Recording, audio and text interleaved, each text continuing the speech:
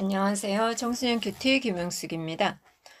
5월 17일 금요일 심판의 도구 아수르 이사야 10장 5절에서 15절 말씀입니다.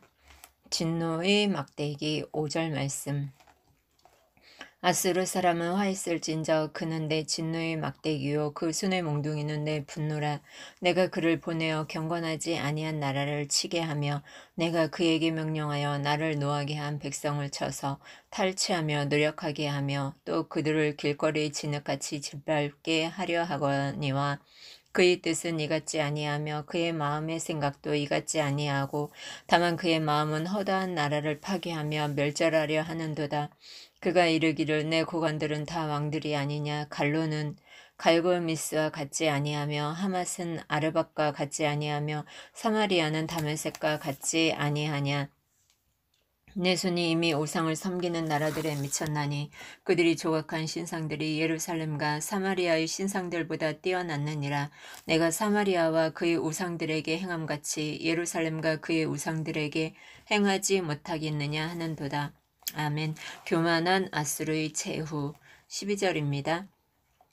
그러므로 주께서 주의 일을 시온산과 예루살렘에 다 행하신 후에 아수르 왕의 완악한 마음의 열매와 높은 눈의 자랑을 벌하시리라. 그의 말에 나는 내 손과 힘과 내 지혜로 이 일을 행하였나니 나는 총명한 자라. 열국의 경계선을 걷어치웠고 그들의 재물을 약탈하였으며 또 용감한 자처럼 위에 거주한 자들을 낮추었으며 내 손으로 열국의 재물을 얻은 것은 새의 보금자리를 얻음 같고 온 세계를 얻은 것은 내버린 알을 주움 같았으나 날개를 치거나 입을 벌리거나 지저귀는 것이 하나도 없었다 하는도다.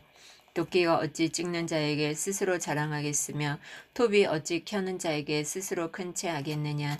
이는 막대기가 자기를 드는 자를 움직이려 하며 몽둥이가 나무 아닌 사람을 들려 함과 같음이로다. 아멘. 본문 요약입니다. 하나님은 아수르를 진노의 막대기와 분노의 몽둥이로 사용하셔서 경건하지 아니한 나라를 심판하십니다. 하지만 아수르 왕은 자신이 도끼와 톱처럼 도구에 불과하다는 것을 잊고 스스로 자랑하며 완악하고 교만해집니다. 하나님은 그런 아수르를 벌하실 것입니다. 질문하기, 묵상하기, 적용하기, 기도하기. 말씀 이야기입니다. 5절에서 11절 말씀입니다. 하나님은 진노의 막대기와 분노의 몽둥이로서 아수르를 택하십니다. 세상에 경건하지 않은 나라를 치며 특히 하나님께 불순종하는 이스라엘 백성을 돌이키게 하는 심판의 도구로 아수르를 사용하길 원하셨습니다. 하지만 하나님을 몰라 그분의 뜻과 마음을 알 턱이 없는 아수르는 허다한 나라를 무분별하게 파괴하며 멸절시키려고 합니다. 자신의 경계를 잊고 권력과 힘을 남용함으로 다른 나라를 무시하고 함부로 대하여 하나님 앞에서 죄를 범합니다.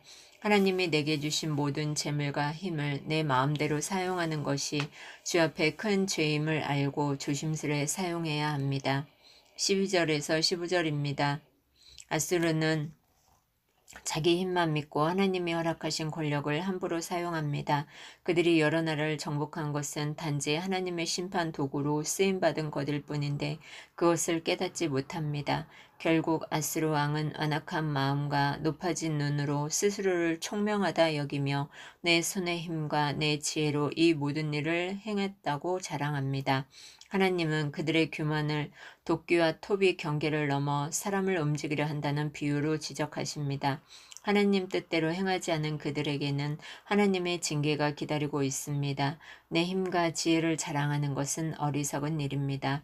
모든 것은 하나님이 주신 것임을 겸손히 인정하며 그것으로 다른 사람을 섬길 때 주의 온전한 도구가 됩니다.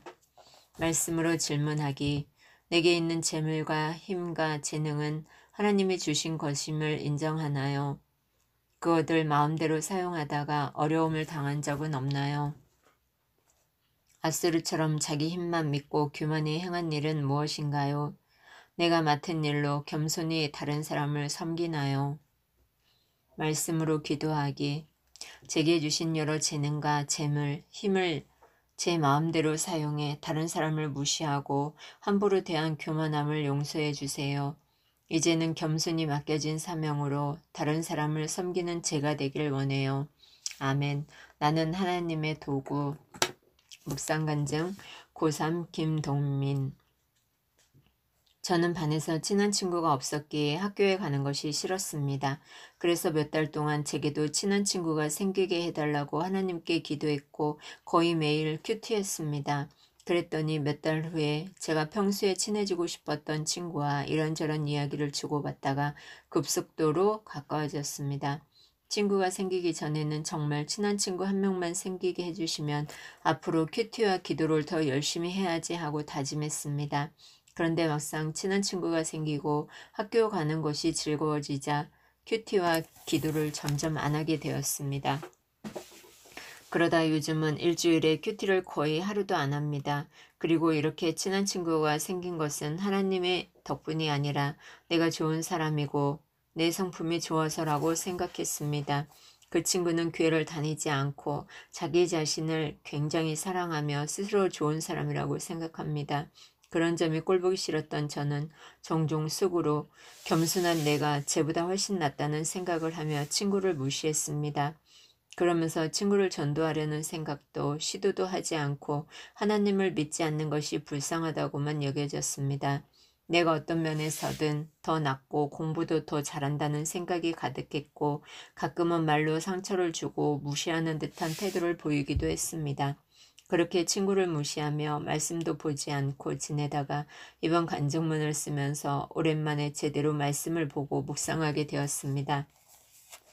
하나님이 저를 너무 사랑하셔서 제가 다시 말씀 보는 삶으로 돌아오도록 간증을 쓰면서라도 어떻게 말씀을 보게 하시는 것 같습니다. 이번에 큐티 묵상을 하다가 하나님이 저와 친구가 친해지게 하신 것은 제가 잘나서가 아니라 그 친구를 돌아오게 하시려고 저를 안수르처럼 도구로 쓰고 계심을 깨달았습니다. 또한 나는 겸손하다고 생각하며 그 친구를 무시했지만 겉으로는 겸손한 척하면서 속으로 친구를 무시하는 제가 더 교만하다는 것도 알게 되었습니다.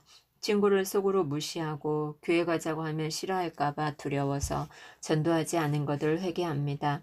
그 친구를 구원하기를 바라시는 하나님의 마음을 기억하고 친구에게 교회에 가자고 꼭 이야기하겠습니다. 적용하기. 친구의 말에 무시하는 듯한 태도를 보이지 않겠습니다. 친구에게 밥을 사주면서 교회에 가자고 말하겠습니다. 청소년 큐티 김영숙입니다. 감사합니다.